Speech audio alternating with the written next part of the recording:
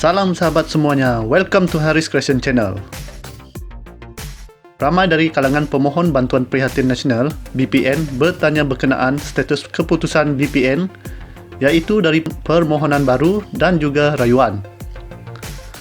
Masih dalam proses? Kenapa proses terlalu lama? Dan sebagainya. Teruskan menonton video ini sampai habis ya.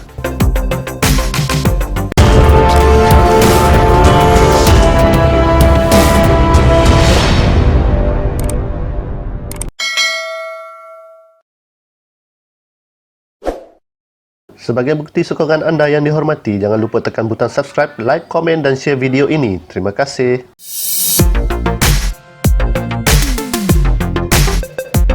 Assalamualaikum dan salam sejahtera guys. Keputusan semakan kelulusan permohonan baru dan rayuan BPN 9 Mei 2020. Semakan kelulusan bagi permohonan baru dan rayuan Bantuan Prihatin Nasional boleh disemak mulai esok 9 Mei 2020 di portal BPN.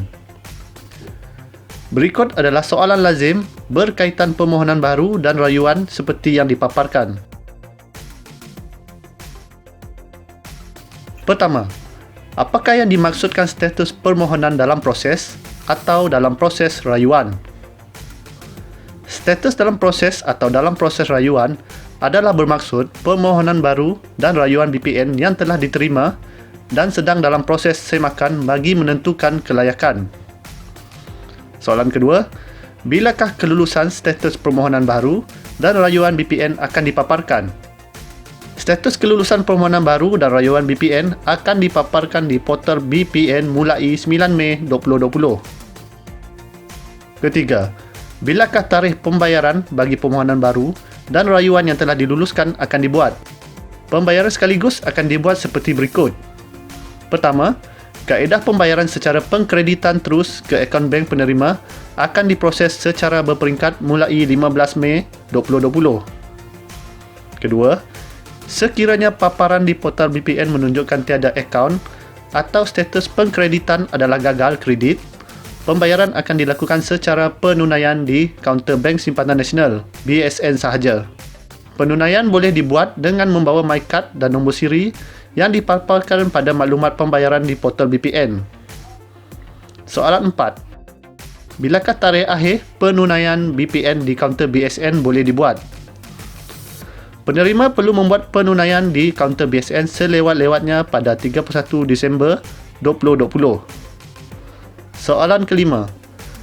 Berdasarkan semakan status permohonan baru atau rayuan BPN mendapati saya berstatus tidak lulus, apakah yang saya perlu lakukan? Keputusan yang dipaparkan adalah kekal dan muktamad. Semakan kelulusan dikategorikan sebagai tidak lulus berdasarkan beberapa alasan berikut. Pertama, pemohon tidak melepasi syarat kelayakan had umur memohon. Kedua, semakan rekod agensi mendapati pendapatan pemohon atau pasangan melebihi RM8,000. Ketiga, semakan rekod agensi mendapati pemohon melebihi RM4,000. Keempat, semakan mendapati pemohon merupakan seorang pelajar. Kelima, tidak layak kerana pemohon atau pasangan mempunyai syarikat berdasarkan data agensi SSM. Walau bagaimanapun, pemohon boleh memohon geran khas prihatin GKP melalui gkp.hasil.gov.my jika berkelayakan. Keenam, status kahwin dengan maklumat yang sama. Soalan keenam. Adakah saya boleh mengemukakan rayuan sekiranya permohonan saya berstatus tidak lulus? Jawapannya tidak. Kelulusan yang dipaparkan di portal BPN adalah kekal dan muktamad. Buat masa ini, rayuan ke atas permohonan BPN yang berstatus tidak lulus belum diputuskan oleh kerajaan. Soalan ketujuh. Saya tidak berjaya membuat permohonan baru atau rayuan BPN. Adakah saya masih berpeluang membuat permohonan? Tarikh permohonan BPN telah berakhir pada 30 April 2020 dan tiada lanjutan tarikh permohonan. Soalan 8. Saya telah lulus permohonan baru walau bagaimanapun akaun yang didaftarkan adalah tidak aktif. Bagaimanakah status pembayaran BPN saya?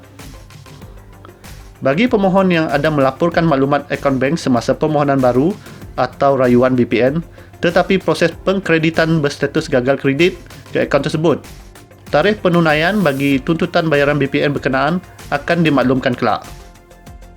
Maklumat dan pertanyaan lanjut. Sekiranya terdapat sebarang pertanyaan lanjut, sila hubungi Kementerian Kewangan atau HLHDM di talian berikut. Semoga perkongsian ini akan dapat memberi manfaat kepada kita semua dan jangan lupa untuk subscribe channel ini kerana subscribe itu percuma ya. Terima kasih.